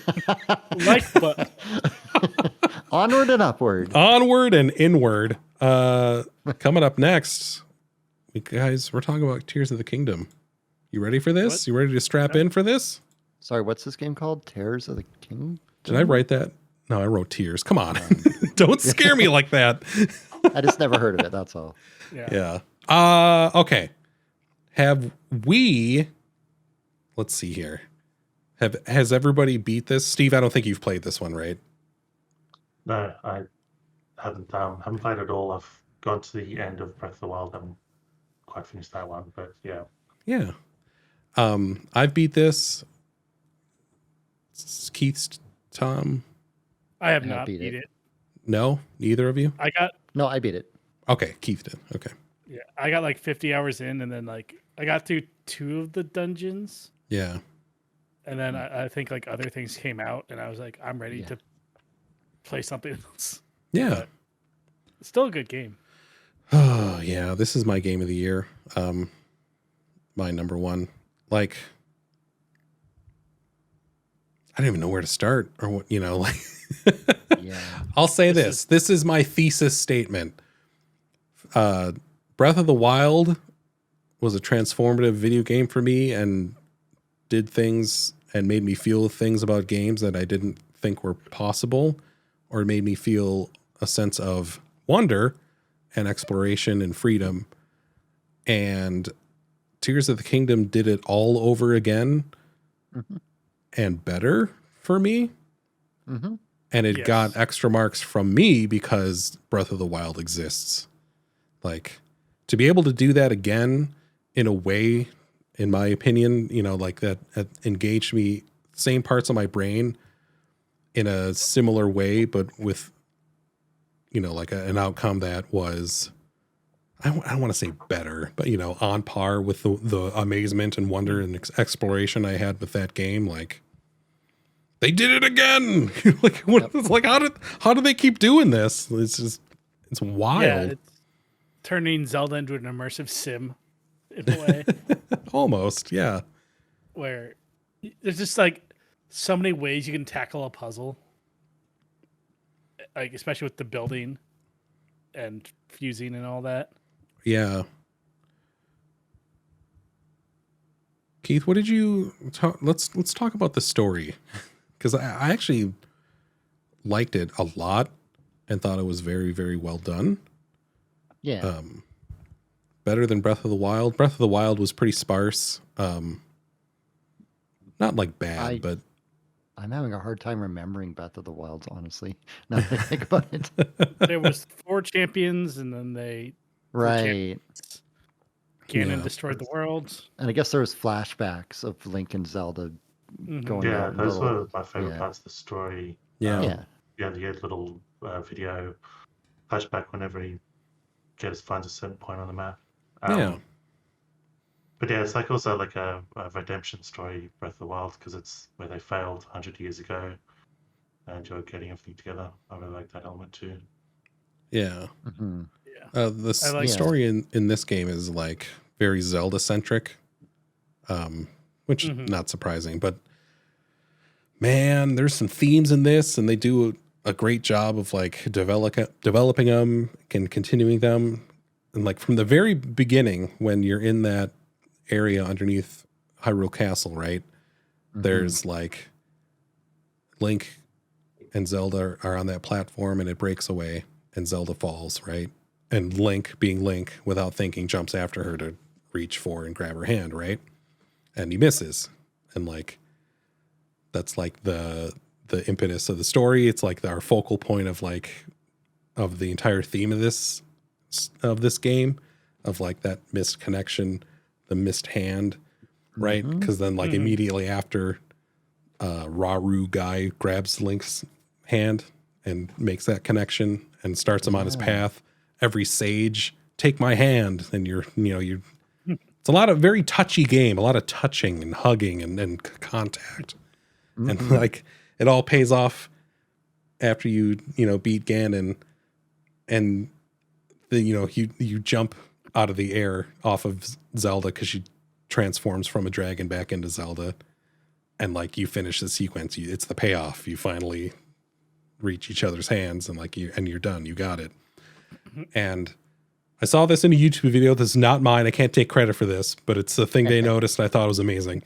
8-bit theory on YouTube.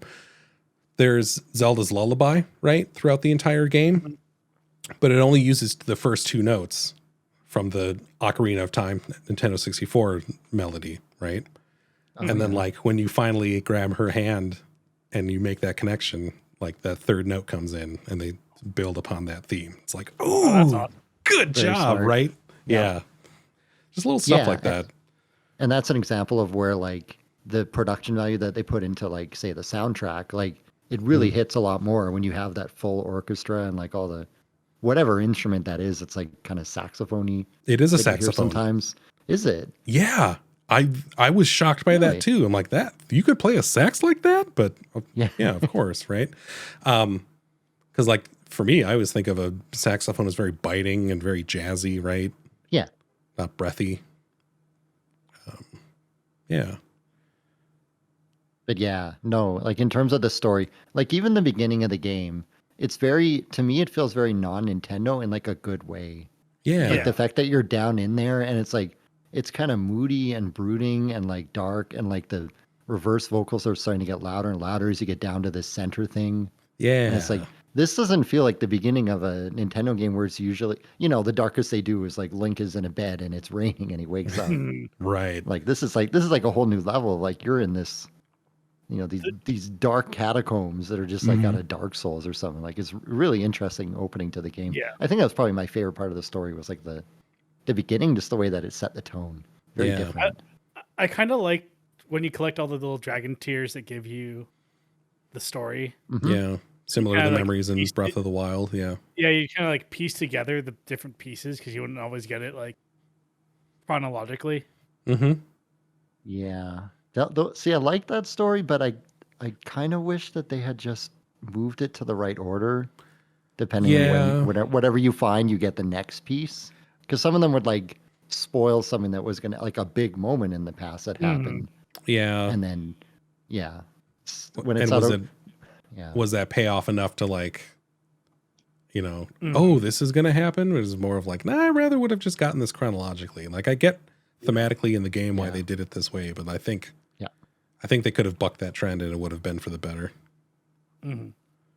Yeah. I mean, I really liked I think it was an interesting tale. Like dealing with like, you know, Zelda is no stranger to the series is no stranger to time travel. Like Ocarina of Time had that in spades, right?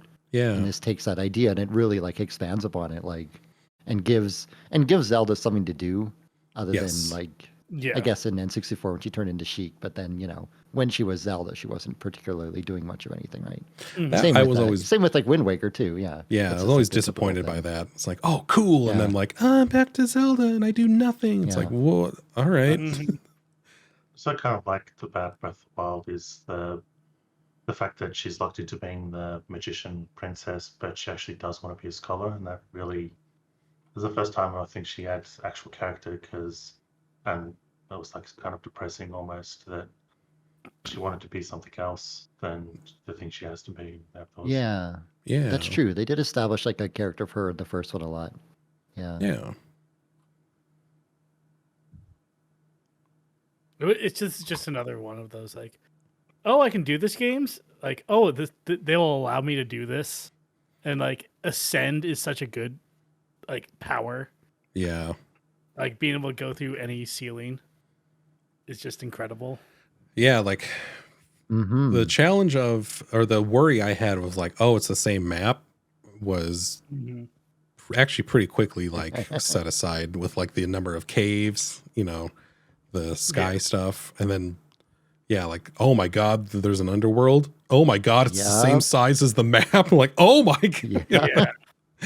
Yeah, that was absolutely amazing. I was like, for whatever reason, I was a big fan of the depths. Give me a big map where you have to like find little waypoints to like unlock the map, and I will go to every waypoint to unlock the map. So I did complete the depths because I felt like I had to. And like, it's not even that it's necessarily the most interesting down there. Like they could have done a little more with like some like walkways or even like little like, I don't know, little towns where people are trying to hide out from the horrors down there or whatever. But it was interesting enough and moody enough and just I don't know. I love running around in depths. Like I think my total playthrough for the game was like 170 hours or something like that. Oh damn! A good chunk of that was getting all the light routes in the depths. So I really enjoyed that. Even if it was like a flipped copy of the overworld, I think it was such a neat thing to throw in that like was not in any of the trailers, right? Yeah. That's the wild part, right? They held that back. Like here's a third of this game that we're not even going to tell you about. Yeah. Yeah, I was kind of underwhelmed by the Sky Islands. Yeah. It's just a different style of exploration and progression that was for my play style and how I approach these games more difficult. But this was a game where I'd for the most part would be spoiler free, but once I got to the point where most of my story stuff was done, I was like, all right, I want to start collecting some outfits and doing some things. I'm just going to look it up, and I'm okay with that. It's still a fun exploration thing for me. I've hit all the kind of markers that I want to, and exploration bits that I wanted to see, and have been surprised and whatnot. So let's start, digging in and getting some stuff. I need to go back to this game. Yeah. I did have it on, I didn't finish it, but it was still my second favorite game of the year. Just because there were so many good moments. I think Geese brought this up in chat, but she says the world felt full, and I very much agree with that, because Breath of the Wild, for how great it was, it and maybe this was thematic to it, but it felt very empty, right? Of in between the towns, nobody lives here. Even the towns felt sparse, and Breath of the Wild felt a lot more full. I really liked they weren't what I thought they were going to be based on the trailer, but when you would do those fights with the raiding parties.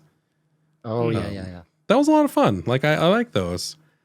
I thought it was going to be something a little different based on how they presented it in the trailer of oh wow, there's a there's a new whole new mechanic where you do a thing, and no, it's just a story element. But still, it made that world feel way more alive. Yeah, like you said, I think the addition of the caves was one of the reasons it made the world feel a lot more interesting. Because before, where there's just hills and stuff, even though it was interesting, now there's nooks and crannies where you have whole underground passages and wells. Yeah. Just filling in some of the spots where maybe last time they didn't necessarily have the time to fill in the whole map, and they still made it pretty interesting. Now it's just okay, we ramped it up even a little more. So good game. Very good game. Yeah.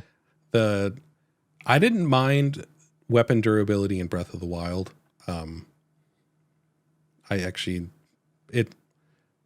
Even more than I realized, made that game better. It's the core tenet of that game, right? It's this is try it, the game. And if you don't have reasons to get new weapons or try things, and half this game just doesn't make sense or work, right? You need motivation to do things, go places, fight these guys, my weapons will break, but they've got weapons I can steal, things like that. And I think Fuse, was a natural progression of that. And it was a really good and smart way to progress that whole idea. Yeah, I feel I had less issue with durability in this one, just because there's such a variety of things you can do. All the materials you collect, you're now able to use for things.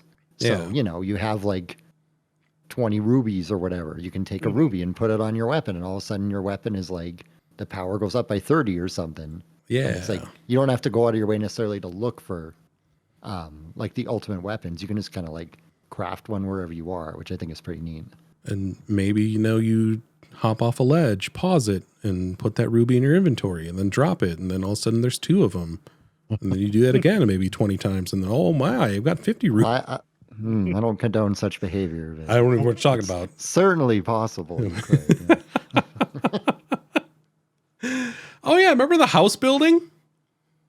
Yeah, I didn't get very far in that. I built maybe 3 segments. Wasn't worth it. It's a little limited. Yeah. Yep, that's a definite criticism point I could have with this. Of just I get this there's fun to be had here, but this feels you should have just cut this. This isn't done. This isn't there, guys. Just it probably would have been a positive cut to just not even bother. I really liked who was the dumbass sign guy, Aiden. The who? What was his name? Oh Dumbass yeah. sign. Who was that? Hudson? No, that's the It's president. Yeah, that's president. Yeah, those were a lot of fun. Yeah, Addison. Yeah. Addison. Thank you, Addison. Geese. Yeah. The president. He's standing. He's always shocked. Where I it's would have like, never thought of it. You understand physics. Yeah, even those, like just that is like the fact that that's all around everywhere. It just adds like a little bit of life to the map, right? Where it's like, okay, Yeah. there's other people that are walking around and doing things, which again, the original game kind of had, but this is like, it's more interactive. Like this Right. guy is just everywhere and you can This just place find is him lived and, in. yeah, do a physics thing. Yeah. They made the map much more of a character in the game. Mm. Like, I do think I don't know if they can do a third one on this map. Yeah. That's a, yeah. I don't know. I would We'll like see. I would like to see like a neighboring, if they're gonna like take this kind of same formula, I would like to see like a neighboring region, or maybe Where like did- Hyrule's in the distance and you don't really go to it. Yeah. You know, you're like at the continent next door or something, so they have a chance to make like a new. Yeah, what was A the new Majora's map. Mask place, like Termina Yeah. or something like that? Oh, that'd be fun. Yeah. Yeah. I mean, they could do whatever the hell they want. There's not like Yeah. some precious Zelda Bible where, like, you know, they made the timeline, but that was just for fun. You know, like there's none of these games have anything to do with each other. Like, it's Yeah. who cares?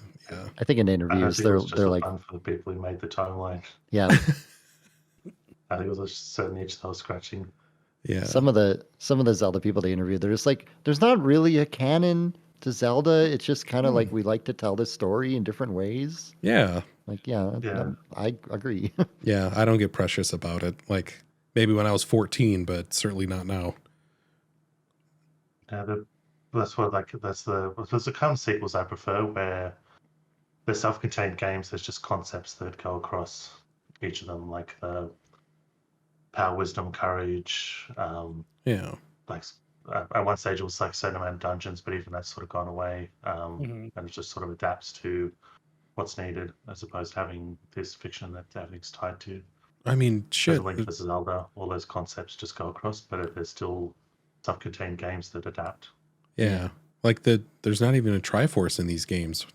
This or Breath of the Wild, you know? Yeah, notice Breath of the Wild still had the concept of like the power, spring of wisdom, spring of courage. I like Yeah. those coming across, even if you That's don't have Triforce. Yeah. The three sort of powers. Yeah. Like, Yeah, you don't that's really- all really neat touches. Yeah, you don't need the MacGuffin really. Like it's kind of pulls it back the story, right? It's like, well, we just need this we still have a MacGuffin. little reference here. Yeah. Three dragons are the types. Yeah. Oh yeah. Yeah. It's a good point. Steve mentioned dungeons. What do we all think of the dungeons? Because there were dungeons in this one. That's I feel like they true. were fine. Yeah. Like the two I did were just like I think it was more fun to get like up to the wind dungeon than like do the wind dungeon itself. Yeah. Like the moment on screen right now. I do like the blending though, because like getting to them was, I think, kind of part of it, right? Mhm. At least in my head. The dungeons themselves were okay. Grading on the scale of like the entirety of Zelda, not the best dungeons. Between Breath of the Wild and this game, yeah, you know, pretty fun. Yeah. Activate 5 things and then fight a boss formula. Mhm. I don't know, not my favorite. I feel like I kind of broke the fire dungeon. Like I went the wrong way and like used a rocket to get going another way. Hell yeah. I think I Like- did that in the lightning one where I didn't know where to go and I ascended and I ended up in like the main room early. And then I had to like find my way back to the original path because there was a thing there I was supposed to do. Yeah. So he just jumped through the ice on this, right? Yeah. Mhm. And I did that many, many times, right? And then you go to fight this boss, and what do you see? Those big circles of ice. Mhm. And what do? Did I jump through them with my body? No. Aaron shot arrows at them. Oh, I think shot that's what arrows at every one of them. Yeah, I did arrows too. Okay, I did so not maybe think I'm of not jumping as on them. dumb as I thought. Yeah. I never thought to like dive through them because apparently that's what they No. wanted you to do. But yeah, like, Oh, really? yeah. no. Well, they're huge. You know, it's like, Yeah. yeah, it's really funny, and you could ascend with the wind easily and all that. So it's just like, oh yeah, I guess that makes sense. I really like these flux constructs. These guys sucked, but they were fun to fight. Yeah, and you get a I good feel like I reward out didn't of fight it. enough of them. Yeah. Oh, one thing I didn't do was get the sage power up things. I feel like I didn't like using the sages because it was just like too busy on the screen. Yeah, the fact you got to like run up to them, the right one, and press A, and half the time they run away from you or someone Yeah. else is in the way. It got a Yeah. little busy when you collected all the sages. Yeah, I wish that's a you could have like shortcutted it to something on the controller, but yeah, that's a definite like criticism point for me. Yeah, it should have been like another radial menu. like it is Yeah. neat in a way because like Yeah. there's not very many Zelda games where you get to run around with other people or the Yeah, like spirits you're of not other people. alone. Yeah. Yeah. Yeah. Or like, you know, like they always talk like in Ocarina of Time. Oh, now you've got the power of the sage with you. And it's like, well, what does that mean? Like, Yeah. doesn't mean anything Yeah. in the gameplay at all. And like, that's the kind of stuff I like, right? Of like the limitations of the past, you know, they couldn't. And like actually being able to do things and have it make a difference and mean something. You know, like the Civil War in Skyrim was always just like, nothing Yeah, looks like- different. Nothing's changed. What am, you know, these decisions don't matter. Yeah. Mhm. Like, even if it's a small thing, I really love to see things come through in gameplay and whatnot and feel like it's making a difference. Probably a lot like how Baldur's Gate feels, Tom, huh? Yeah. Yes. You definitely. You can Maybe change that's- some stuff. Maybe that's a thing that I'll really appreciate about that game when I play it. Yeah. When you play it on stream with geese. We'll see. Well, you have a big RPG coming up. Oh, yeah, that's right. Yeah.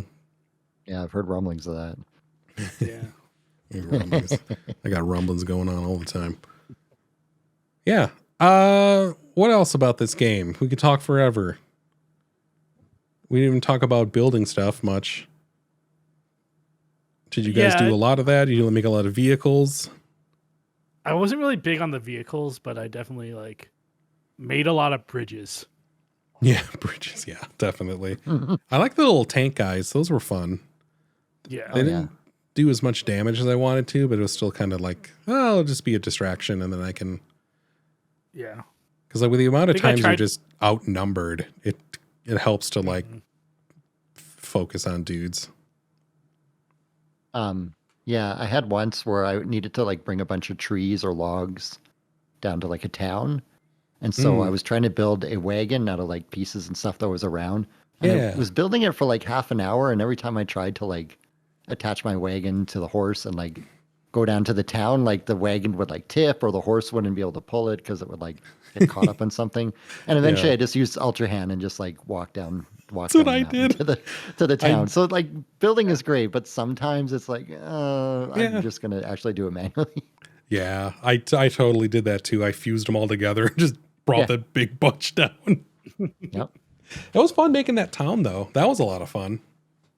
Yeah. That's like a lot like the first one where you're what's it, Terrytown. Terrytown, Yeah. where it's just like there's nothing there, and it's like we need all these supplies and like things you got to go do, and like it slowly builds over time. I felt like that was really satisfying in the first one. This one is like the same kind of way with the other one. Yeah. Yeah, felt good. And like, you got bonuses for it too, right? You got like tangible things. Oh From yeah, the- free food and yeah. Yeah. Oh, good game. This is a good game. I never built that hover bike that everyone's like, here's Oh, the best hover bike. Yeah, Oh, I never built that either. No. it's worth it. It works really well. I got the armor that allowed your batteries to last a super long time. Nice. It's got a really high defense too, though, which is great. But that I think like I don't know if this is a detriment to my playthrough, but like I did the duplication stuff and it made it more fun. Mhm. Because like collecting Sure. a lot of that stuff felt super grindy and like you know, upgrading armor and things like that. Yeah. You don't need to, but like I wanted to, you know, because like this game's hard. Like that last, oh my God, that last gauntlet when you go underneath the castle and it's just like, oh yeah, insane enemy after insane enemy, and then it's just like never ending. Like, oh my God. Like, oh, we're doing this now? Like, oh, one of these guys? I really liked the end game for this. I actually really enjoyed it a lot. I think for me, it felt like the right level of difficulty. Like the final boss had like the right amount of phases. Yeah. Like it was like 3 or maybe 4 if you count like the very last thing. Yeah. But like for me, it's a very satisfying end where it's like you really, you know, you're going somewhere serious and you're just continue going down and things are getting more dire, and then you get like to what you think is the bottom and you have like a little bit more to go. It was really neat to just like, you know, head down to like the very, very bottom of just like below the depths practically. Yeah. I need to get back to this game. I need to find my copy of it. I moved and I don't know where I put my copy of this game. Tom, how could you? Yeah. Very good game. Yes. All right. Good year for games. Bad year. What a for year. Developers. Bad year for having time to play enough games. Yeah. All right, folks. That's it. Those are the games we played this year. Those are the games of our year. Do we not crown one as the ultimate, or we're gonna let it? Do we? Games I of the mean, year. games. Yeah. Where is here? How do I make this go away here? There we go. All right. Geese wasn't around to talk about Pokemon Sleep, but she's been playing the hell out of it. It's a good game. You literally lay your phone on your bed next to you and it tracks your sleeping. Does it make like Pikachu noises to like wake you up as an alarm or anything? If you have the Pokemon Go Plus, Pikachu will like sing you to sleep. And sometimes Pikachu gets too tired. Like during the song, it's like Pikachu. Oh my God. Okay, that does sound like Game of the Year, actually. That's pretty stinking adorable. All right. So yeah, we're gonna wrap up here. We're gonna raid Verdantry in Baltimore. They're playing some Resident Evil, I do believe. So let me just make sure I got the right one. Steve, thank you so much for being here. It's great to have you. Thanks for having me. Yeah. Keith, always a pleasure. Good to see you on a stream with me. I always have a good time with you. Thank you, sir. Yeah. Tom, glad we could bring you out of retirement, get you back on Twitch. Yeah, thank you. I might be coming back soon. We'll hopefully. See. Hopefully, Tom. we'll see. No pressure. Maybe I can voice another boat for you at some point.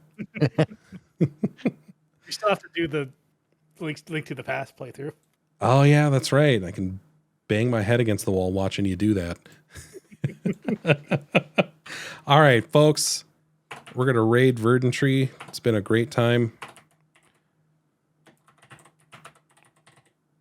Let me see if I can get this to work.